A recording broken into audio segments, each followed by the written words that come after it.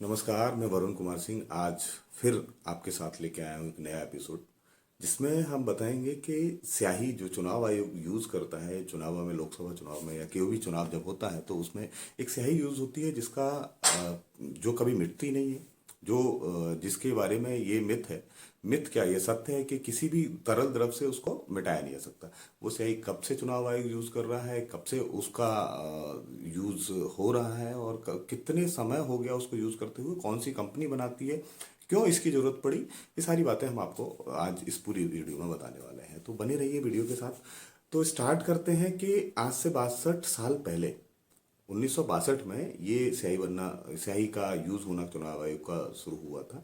लेकिन इसकी ज़रूरत क्यों पड़ी? जब 51 में पहला चुनाव हुआ था तो इन्होंने देखा, चुनाव आयोग ने देखा कि भाई एक आदमी 4 बार वोट डाल रहा है, 2 बार वोट डाल रहा है, 3 बार, तो वहाँ पार्टियां बड़ी कंफ्यूज रहती थी, पता नहीं दोबारा डाल गया, कोई सबूत नहीं होता था कि किसी को दोबारा रोक सके।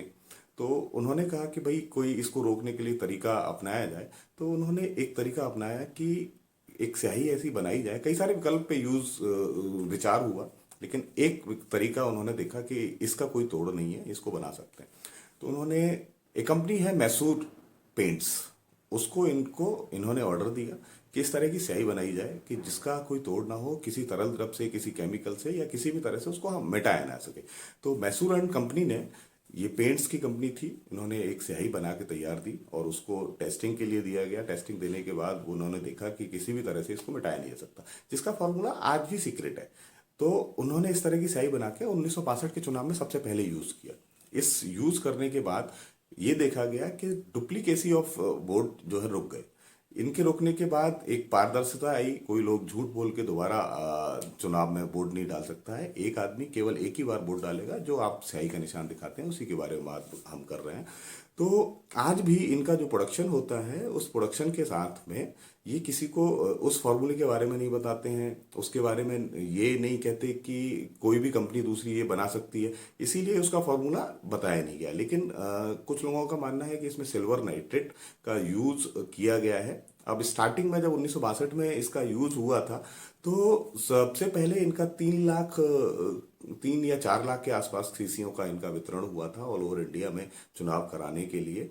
लेकिन आज के समय में अगर बात करते हैं तो 26 से 27 लाख के आसपास के शीशियों का इनका वितरण हुआ है, जिसमें 55 करोड़ की लागत केवल स्याही स्याही की आती है चुनाव आयोग की, चुनाव कराने में ऑल ओवर इंडिया में।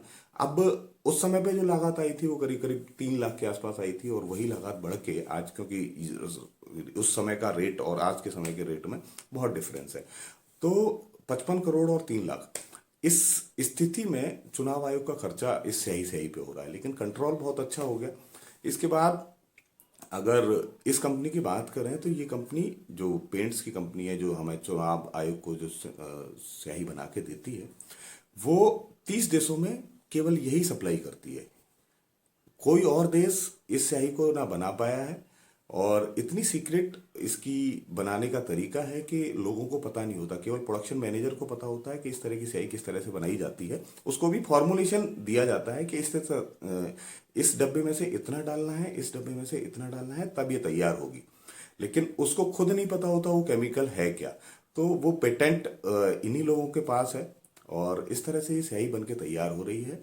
और 30 देश हमारे भारत से ये स्याही खरीदते हैं, और 30 देश अपना चुनाव आयोग 30 देशों का चुनाव आयोग इसमें यूज करता है, जिससे उनको बहुत सहूलियत होती है। तो ये स्याही का इतिहास बहुत पुराना है। भारत के चुनाव आयोग को बहुत सपोर्ट इन्होंने किया है इस स्याही ने, जिसकी वजह से हम दोबारा, और बहुत सारे लोग जो डुप्लीकेसी वोट डालने का उनके लिए एक ये अभिशाप भी है कि इसकी वजह से वो वोट नहीं डाल पाते। लेकिन बहुत सारे फॉर्मूलेज लोग निकाल लेते हैं, इसका कोई तोड़ आज तक रेगुलर तोड़ नहीं है जिसके 100% इसका निशान मिटाया जा सके। तो अगर बात करते हैं तो 91-92 में बहुत धांधली हुई थी, उसके बाद 62 के चुनाव के बाद ये सारी चीज़ें बदल गई, और तब से और अब तक ये कंटिन्यू स्याही का इस्तेमाल होता हुआ आया है। और मैं चाहूँगा कि अभी भी गलत तरीके से जो वोट डाले जाते हैं वो ना डाले जाएं। एक्चुअल वोटर स्याही का इस्तेमाल भी क्यों ज़रूरत है? हम अगर स्वच्छ हैं, हमारे देश की जनता अगर ये जानती है कि चुनाव करना है और हमें एक ही बार मतदान का अधिकार है, तो हम वही करें, अनैतिक चीज़ों से बचें। तो और स्याही के इस्तेमाल में होने वाले 55 करोड़ रुपयों को बचाएं। लेकिन बहुत सारे लोग हैं जो नहीं समझते हैं, और मेरा सभी से ये अनुरोध है कि वोट डालने जरूर जाए। धन्यवाद। आपसे देख रहे हैं सामाजिक सोच। Please like and share and subscribe. Thank you.